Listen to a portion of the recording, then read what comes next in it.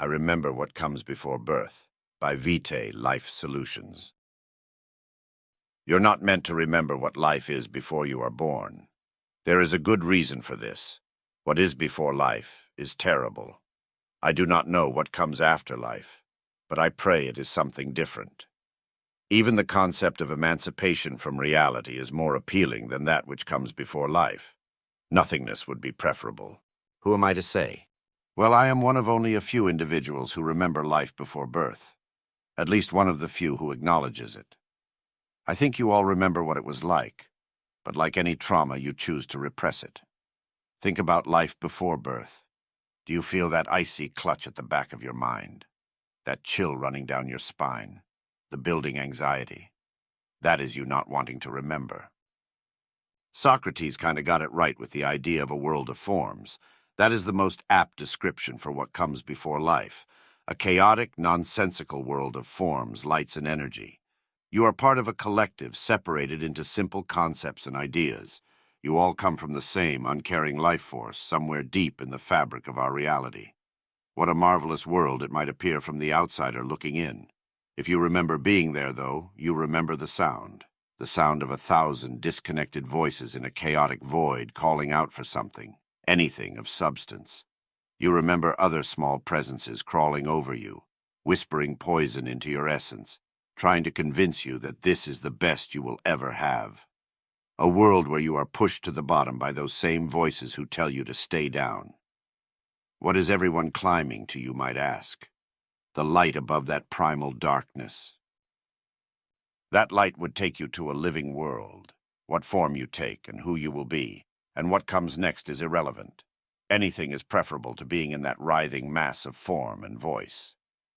I remember making the trip several times, constantly being pulled back by other things that exist in there, all of them howling in the same longing for anything.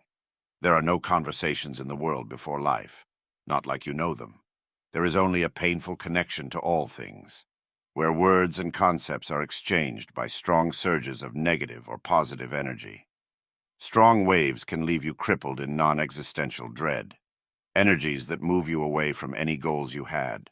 I remember periods of just laying unmotivated for what felt like eons after one particularly negative wave, from a particularly desperate individual.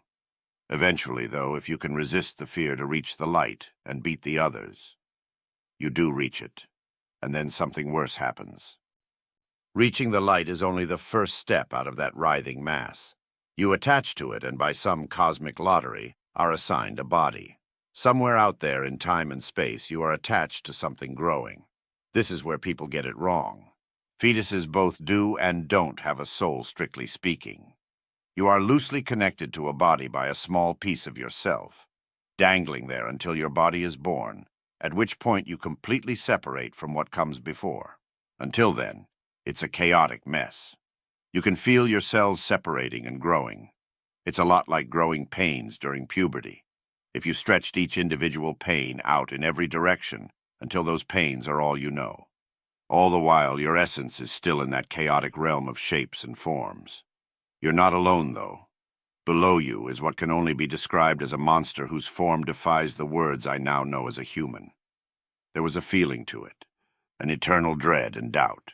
It embodies the fear of being and whispers to you the whole time.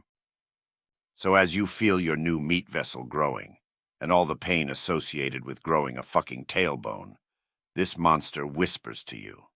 It tells you that you won't make it out there.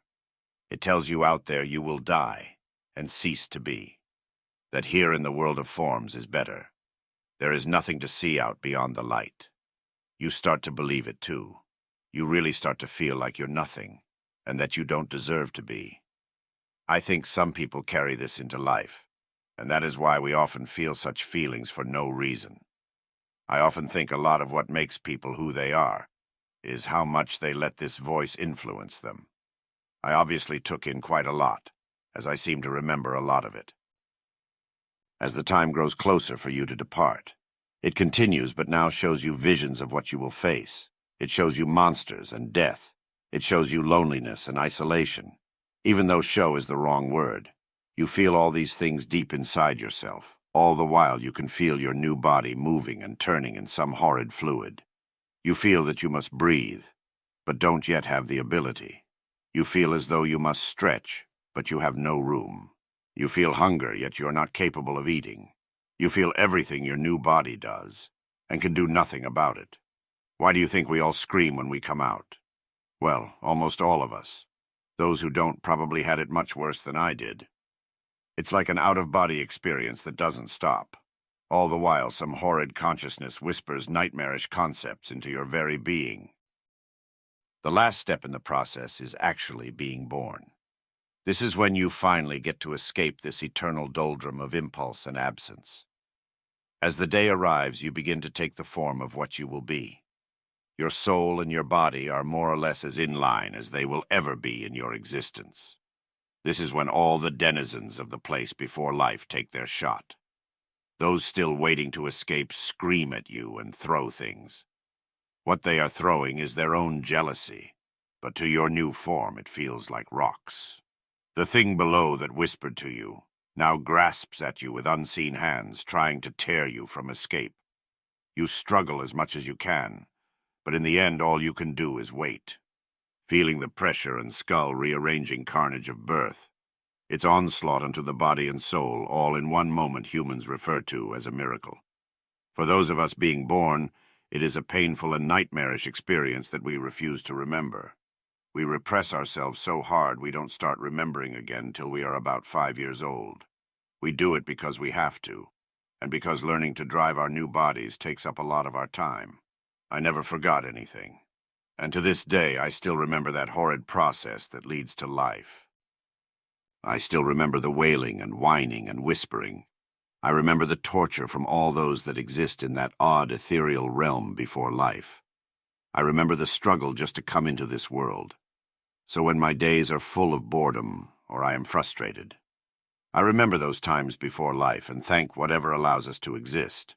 People like to say life's a bitch, and it really can be. But ask yourself one simple question. If we chose this, how much worse was what came before?